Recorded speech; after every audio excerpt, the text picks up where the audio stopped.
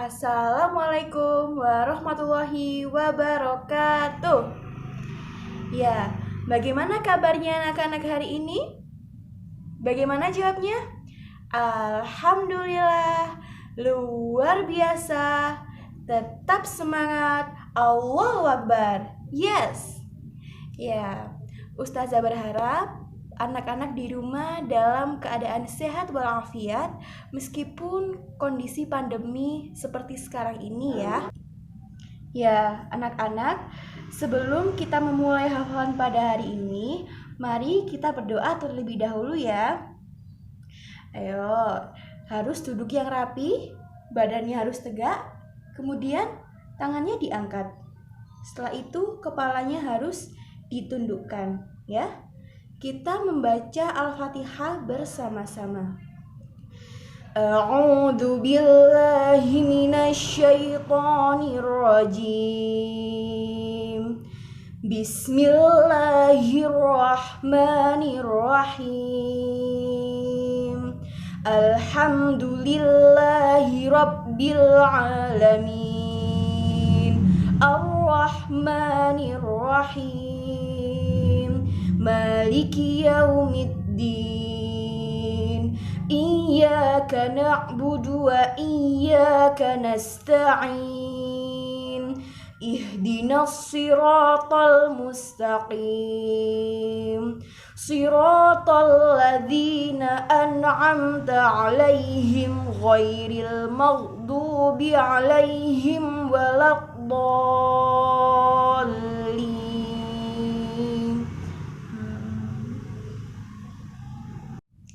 Nah, sebelum kita menghafalkan Al-Quran, Ustazah mau bertanya kepada anak-anak, mengapa sih kita perlu menghafal Al-Quran? Ya, benar sekali. Jadi, jika kita menghafalkan Al-Quran, maka kita akan mendapatkan pahala yang berlimpah dari Allah Subhanahu wa Ta'ala. Namun, selain dari adanya pahala yang berlimpah tadi, kita akan mendapatkan keutamaan-keutamaan yang lebih. Apa saja keutamaan-keutamaan itu? Yang pertama, orang yang menghafalkan Al-Quran akan berada di surga bersama para malaikat-malaikat. Dan yang kedua, orang yang menghafalkan Al-Quran akan mendapatkan syafaat di hari kiamat nanti. Yang ketiga, orang yang menghafalkan Al-Quran akan menjadi golongan manusia terbaik. Wah, ternyata banyak ya keutamaan bagi para penghafal Al-Quran. Selain 3 keutamaan tadi, ternyata masih ada banyak keutamaan lainnya. Wow. Oleh karena itu, Ustazah di sini ingin membimbing anak-anak agar bisa menjadi penghafal Al-Quran yang terbaik.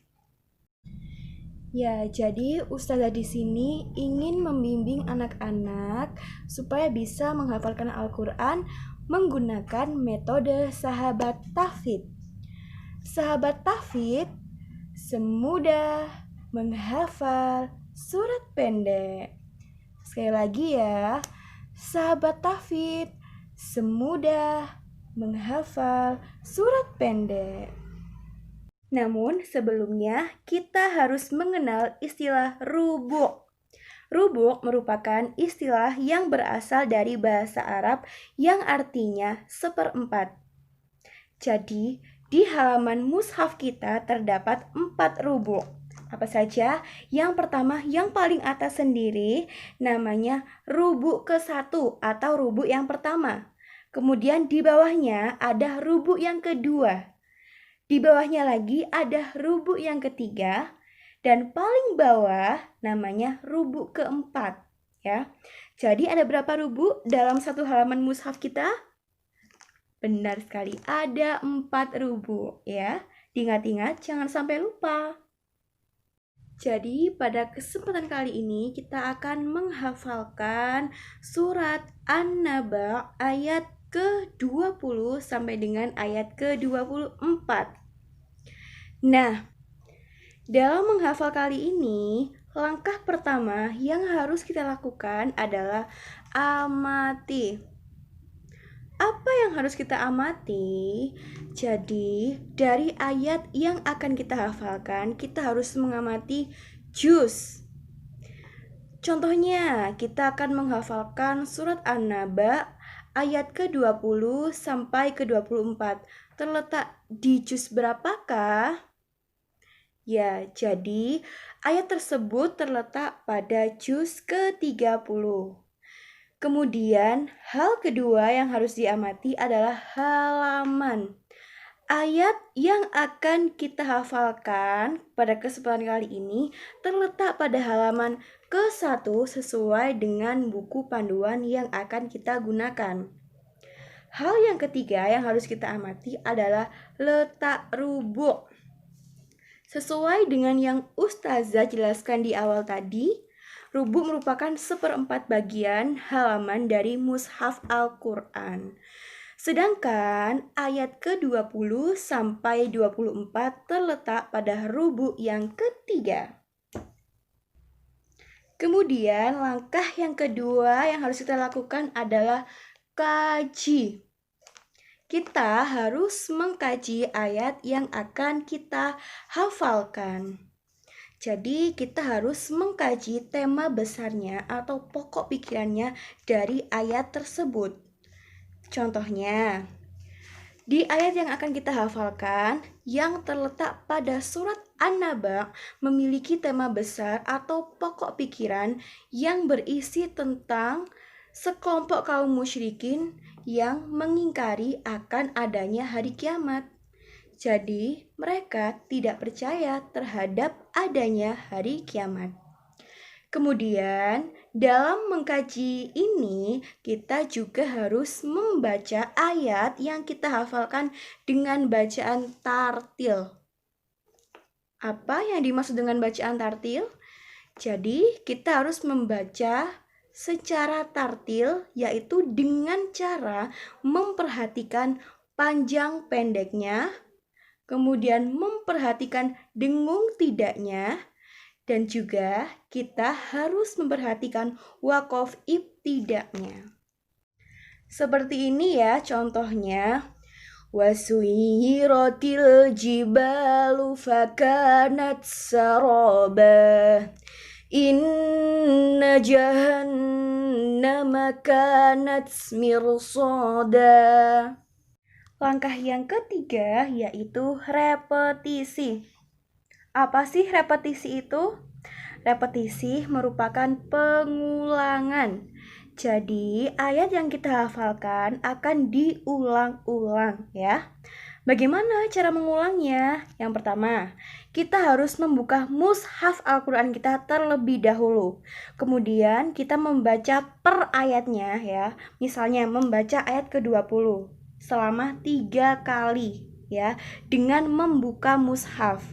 Apabila dalam 3 kali ini anak-anak masih dirasa masih belum hafal, boleh ditambah 3 kali lagi. Jadi totalnya ada 6 kali bacaan ayat yang diulang ya, tapi dengan membuka mushaf. Kemudian setelah itu, jika sudah hafal, mushafnya ditutup.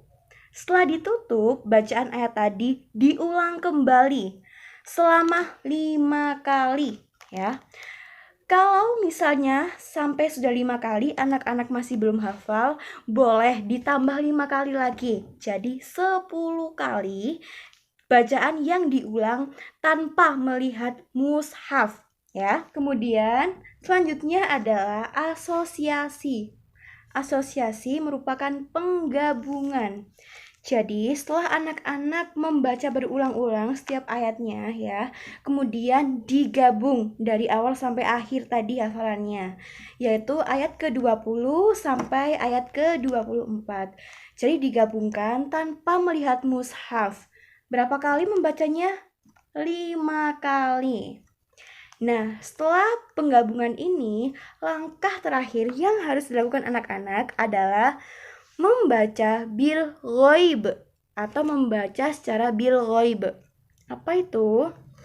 Jadi, kita harus membaca tanpa melihat mushaf sebanyak 10 kali dengan disimak. Disimak oleh siapa? Boleh disimak oleh orang tua, ayah, ibu, mama, papa, boleh. Kemudian disimak dengan kakaknya, boleh juga. Kemudian boleh juga disimak dengan teman-teman. Nah, gitu. Jadi, langkah-langkah tadi, langkah ke-1, kedua, ketiga, keempat, dan sampai kelima yang terakhir ini merupakan langkah-langkah sesuai dengan metode sahabat tahfidz. Mudah bukan anak-anak? Udah ya. Ya, cukup sekian yang Ustazah sampaikan pada hari ini. Nah, Ustazah berpesan kepada anak-anak, tetap semangat ya menghafal Al-Quran. Banggakan kedua orang tua kalian di surga nanti. Jangan bermalas-malas, tetap semangat meskipun ada pandemi seperti ini ya. Wabillahi taufiq wal hidayah. Wassalamualaikum warahmatullahi wabarakatuh. Dadah anak-anak.